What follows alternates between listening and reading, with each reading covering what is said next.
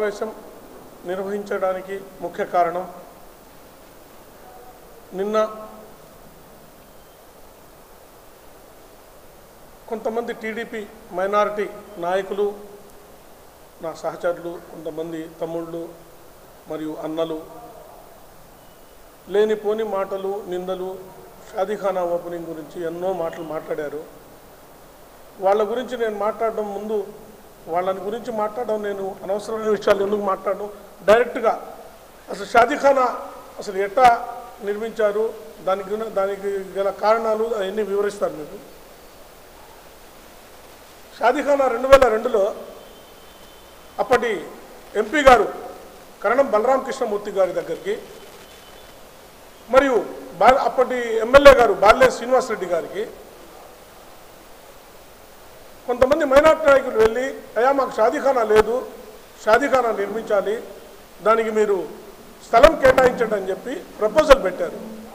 పెట్టితే అప్పుడు కరణం బలరామ కృష్ణమూర్తి గారు బాల్య శ్రీనివాసరెడ్డి గారు లెటర్ పంపిస్తే ఎంపీ గారికి, అప్పుడు అధికారంలో లేరు వాసన్న, అపోజిషన్ ఎమ్మెల్యే.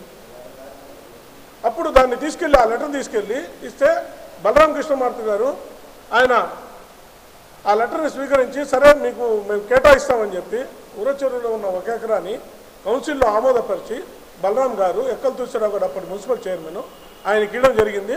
వాళ్ళందరూ కలిసి కౌన్సిల్ తీర్మానం చేసిన మాట వాస్తవమే, దీన్ని ఎవరు తప్పుపట్టట్లేదు. ఓకే, అది అయిపోయిన తర్వాత దానికి నిధులు ఏమి శాంక్షన్ చేయలేదు. అప్పుడు దామచర్ల జనార్దన్ గారు ఎక్కడున్నారో తెలీదు.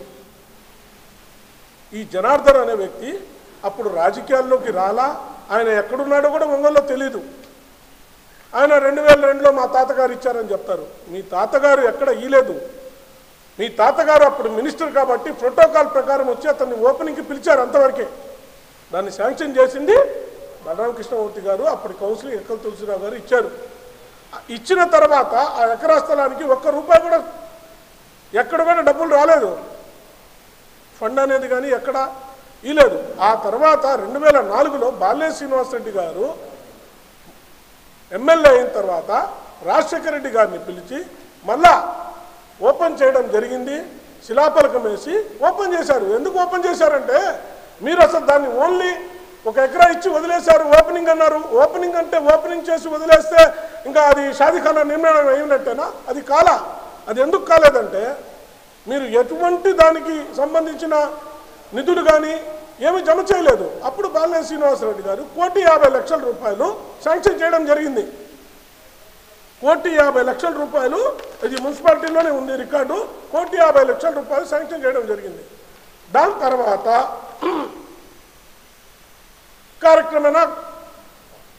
కాలక్రమేణా ఈ వర్క్ స్టార్ట్ అయింది, వర్క్ జరుగుతూ ఉంది. ఆ తర్వాత గవర్నమెంట్ మారడం జరిగింది, మీ హయాం వచ్చింది. మీ హయాం వచ్చిన తర్వాత 75 లక్షలు మాత్రమే మీరు శాంక్షన్ చేశారు. శాంక్షన్ చేసి ఆ కింద భాగం అంతవరకు కట్టారు. ఎవరు కాదంటలేదు. దీనికి అయిన మొత్తం ఖర్చు ఎంత, ఎవరి హయాంలో ఎంత వచ్చింది, ఎవరు కూడా ఎవరి జేబుల్లోంచి ఇవ్వలేదు.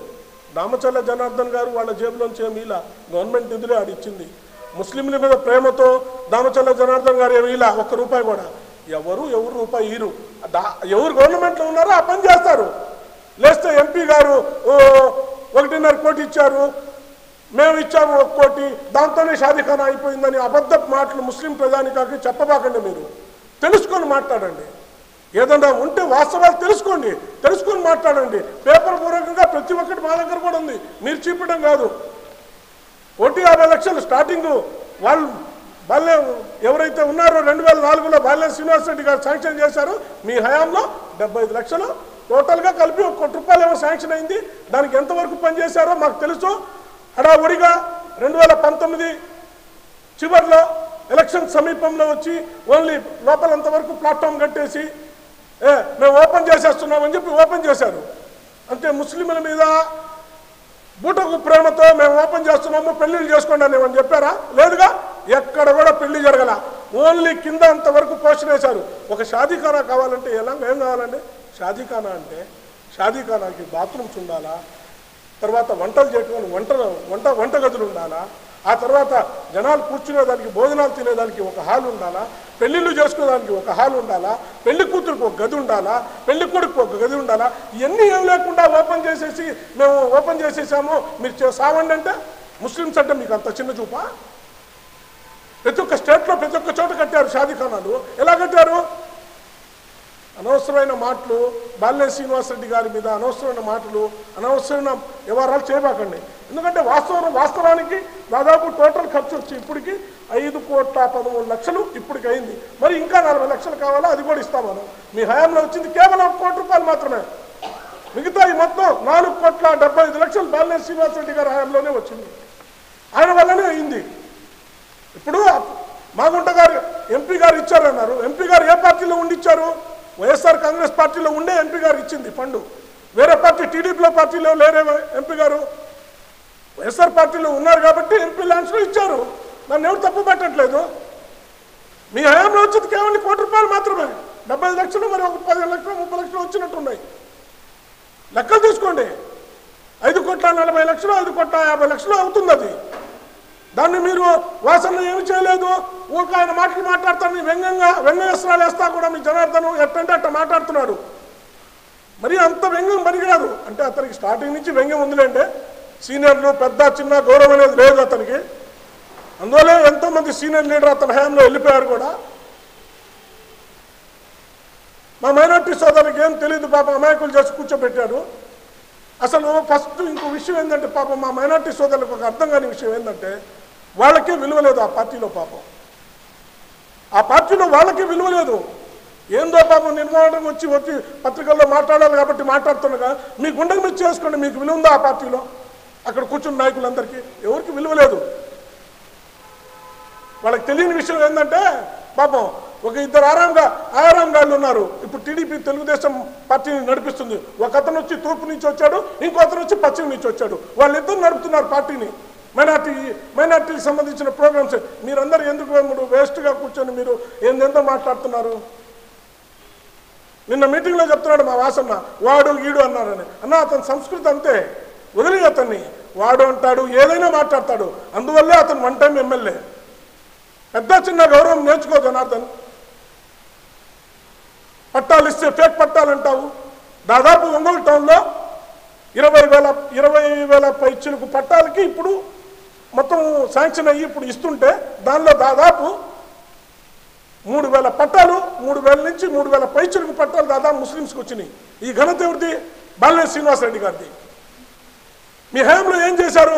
4,000 పట్టాలకి ఒక్కొక్క చేత పేద ముస్లింల చేత 75 లక్షలు 80 లక్షలు 75,000 50,000 25,000 కట్టించుకొని వాళ్ళకి ఏమీ ఇలా ఇప్పుడు దాకా మీరు ₹1 కట్టించుకోకుండా దాదాపు 3,000 పైచిలకు పట్టాలు వాసన్న ముస్లిమ్స్ కోసం ఇస్తున్నాడు.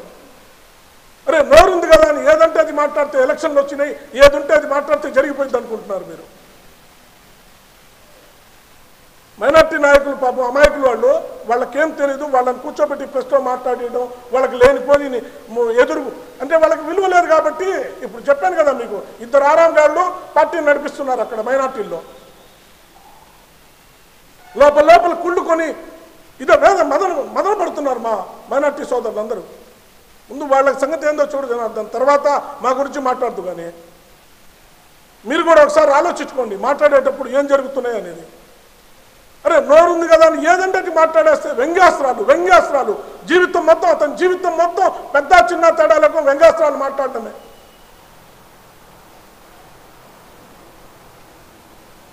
ఓపెనింగ్లు చేసేది మీరే, మేము కట్టేది మేమే అంటున్నారు. యాడ ఓపెనింగ్ చేశారు?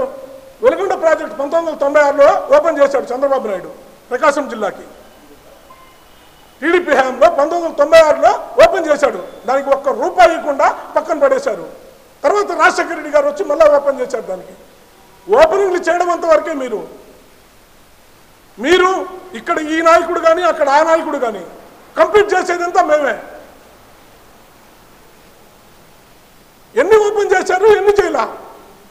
5 పోర్ట్లు ఓపెన్ చేశాము, 2 పోర్ట్లు ఓపెన్ చేశారు. పని లేదు, ఏం లేదు. ఇప్పుడు జగన్మోహన్ రెడ్డి గారు పని చేస్తున్నారు ఓపెన్ చేసి. ఎంతవరకు ఎందుకు కూడా చూసుకోండి. ఓపెనింగ్లు చేయడం మీ వంతు, పూర్తి చేయడం మా వంతు. అది ఇక్కడి నుంచి కాదు, పైనుంచి వస్తున్న సంస్కృతి. మీరేందంటే అది మాట్లాడి జనాలు ఎలక్షన్స్ వస్తున్నాయి బూటకం మాట్లాడి ప్రజలు తీసుకెళ్తాం. లేస్తే దొంగ పట్టాలు కళ్ళు పోయినాయా మీకు? దొంగ పట్టాలు అంటానికి నోరెలా వస్తుంది మీకు? ఆన్లైన్ విధానంలో రిజిస్ట్రేషన్లు జరుగుతున్నాయి, పట్టాలు వస్తున్నాయి. ఓర్చుకోలేక 25,000 పట్టాలు వస్తే యాడ వాసంగా గెలిచేస్తాడు, యాడ మంచి పేరు వచ్చిందని చెప్పి ఏదంటే అది ప్రజల్లో లేని పోని నిందలేయడము, చేస్తున్న పనుని డిస్టర్బ్ చేయడము. అరే ప్రజలకు సౌకర్యవర్ధమైన పనులు చేస్తుంటే దానిలో ఏది పెట్టి డిస్టర్బ్ చేయడము, కోర్టులకు వెళ్ళి స్టేలు తెచ్చుకోవడం, అది మీ అలవాటు. వాసన 99 ఎలక్షన్ నుంచి ఈ రోజు వరకు ప్రజలకు మీరు చేస్తున్న మంచి పనులు, టీడీపీ వాళ్ళు చేసిన మంచి పనులు అయినా ఎక్కడైనా అడ్డు తగ్గడం చూసారా మీరు? ఎప్పుడైనా గమనించండి. ఏనాడన్నా పేద ప్రజలకి ఫలానా అవకాశం ఒక పని చేస్తున్నా అంటే దానికి అడ్డుపడే మనస్తత్వం బాలినేని శ్రీనివాసరెడ్డి కాదు. కుట్రలు కుతంత్రాలు చేయడం అతనికి లేదు. మీరు లేస్తే లేనిపోయి నిందలు చెప్పడం బాలినేని శ్రీనివాసరెడ్డి గారి మీద, వాళ్ళ అబ్బాయి మీద. అరే పట్టాలు ఇస్తుంటే కుళ్ళుకొని చచ్చిపోతున్నారు. అరే పేద ప్రజలకే అతను ఇస్తుంది పట్టాలు. పేద ప్రజలకు పట్టాలు ఇవ్వడం తప్పండి. అది ఒంగోలు ప్రజలు జాగ్రత్తగా ఆలోచించండి. వీళ్ళు కుయుక్తులు పన్ని ఏదో రకంగా అది వేస్తే బెదిరియడం, ఏ మైకు పట్టుకుంటే కూడా అతను జనార్దన్ మా గవర్నమెంట్ వచ్చిన తర్వాత ఒక్కొక్కళ్ళ సంగతి చూస్తాం. బ్రదర్ ఎవరైనా గుర్తుపెట్టుకోండి, సావు అనేది దేవుడు నిర్ణయిస్తాడు, పైవాడు అల్లా నిర్ణయిస్తాడు. సావు అనేది ఎవరో ఏదో చేస్తే చనిపోయే వ్యక్తులు కాదు. ఇక్కడ మీరు రేపు గవర్నమెంట్ వచ్చిన తర్వాత మమ్మల్ని అది చేస్తాం ఇది చేస్తాం ఎవరు భయపడరు. అదో పుట్టించింది దేవుడు, ఎప్పుడైనా తీసుకెళ్తాడు ప్రాణాన్ని. దానికి భయపడే వ్యక్తులం కాదు మేము స్టేట్ రాజకీయాలే చేస్తాం. వెనకాల గోచాట రాజకీయాలు మేము చేయము. వాసన కూడా అంతే. లేస్తే మేము గవర్నమెంట్ వచ్చేసాము, గెలిచేసాము, మేము ఇప్పుడు 2 నెలలు గవర్నమెంట్లో ఉన్నాము, మీరు అన్న మాటకి మేము చేయవచ్చా అని మా బుద్ధి అట్టంటిది కాదు. మేము చేయం కూడా అట్ట. ఎంతమందిని అల్లాడిచ్చాడో మాకు తెలుసు అతను గవర్నమెంట్లో. ఈరోజు వచ్చి పెద్ద మాటలు మాట్లాడడం, అరే పట్టాలు ఇస్తే కుళ్ళుకుంటున్నాడు, ఏదైనా మంచి కార్యక్రమం చేస్తే కుళ్ళుకుంటున్నారు. అరే ఏదో లేస్తే మేమే చేసాం. ఏం చేశారు మీరు? ప్రజలకు తెలుసు. మీరు గుర్తుపెట్టుకోండి, 2024 ఎలక్షన్లో ప్రజలు తగిన బుద్ధి చెప్పబోతున్నారు. అర్థమైందా? బాలినేని శ్రీనివాసరెడ్డి గారు మంచి చేస్తేనే ఓటు వేయండి. బాలినేని శ్రీనివాసరెడ్డి ఒంగోలుకి మంచి చేస్తేనే ఒంగోలు ప్రజలు ఓటేస్తారు, లేకపోతే వేయరు. నువ్వు మంచి చేస్తే నీకు వేస్తారు. బాలినేని శ్రీనివాసరెడ్డి గారు మంచి చేస్తే బాలినేని శ్రీనివాసరెడ్డి గారికి వేస్తారు. అంతేగాని ప్రజల్లో లేని పోని నిందలేసి ఆయన్ని మసిపూసి మారికాడు చేస్తే అంటే అది జరిగే పనే కాదు. అతను ఎప్పుడైనా ఒదిగే ఉంటాడు. ఆయన ప్రతి ఒక్క మీటింగ్లో చెప్తానే ఉన్నాడు, నేను రాజశేఖర రెడ్డి గారు నాకు అలా నేర్పలేదు, నేను ఒదిగే రాజకీయాలు చేస్తాను, కానీ నేను ఒకరి దగ్గర ఒకరిని కించపరిచే విధంగా రాజకీయాలు నేను చేయనని ఆయన ఎప్పుడో మాట ఇచ్చాడు. దయచేసి మీరందరూ ఆయన మైనార్టీ సోదరులకు ఒకటే ఆలోచించుకోవాలా. ఆయన షాదీఖానా మంచి మనసుతో కట్టాడు, రేపు పెళ్ళిళ్ళు చేసుకోబోతున్నారు. మీరు చేయలేకపోయారు, చేయలేదు. దాదాపు 5,40,00,000 అయ్యే ఖర్చుని మీరు ఆయన ఇచ్చింది మీ హయాంలో కేవలం ₹1 కోటి మాత్రమే. ఒకసారి మీరు తీసుకొని కాగితాలు తెప్పించుకొని చూసుకోండి. అంతేగాని లేనిపోని మాటలు మా మైనార్టీ సోదరుల చేత నువ్వు ఎట్టంటే అట్లా మాట్లాడి బాగా జనార్దన్, లేస్తే వాళ్ళ మీద ప్రెషర్ పెట్టించి మాట్లాడండి మీరు మాట్లాడండి అని భయభ్రాంతులకు వాళ్ళని గురి చేస్తున్నారు తప్పితే